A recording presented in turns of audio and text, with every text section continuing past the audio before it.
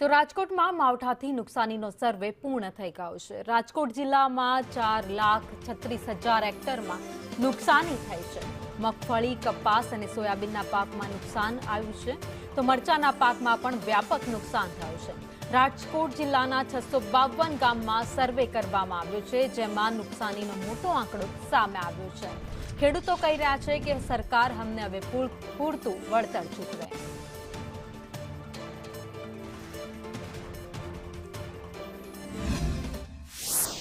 સર્વેની કામગીરી મહદઅંશે હાલ પૂર્ણ થયેલ છે, જેમાં કુલ આપણે 102 ટીમ સર્વેની બનાવેલી, જેમાં તમામ સ્ટાફને લઈ અને કુલ આપણે જિલ્લાના તમામ ગામને આવરી લીધેલ છે અને એનું જે લગભગ જે કામગીરી છે અત્યારે પૂર્ણતાના આરે છે।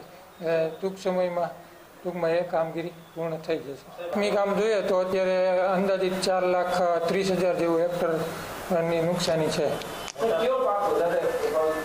અત્યારે મુખ્યત્વે આપણે મગફળી અને આપણે કપાસ બે પાક જે છે એ પાક આપણે અહીંયા વાવેતરમાં વધારે હોય છે। અન્ય જે બીજા પાકો છે, શાકભાજી છે કે ઘાસચારો છે, તમામ પાકોમાં આપણે સર્વેની કામગીરી કરેલ છે।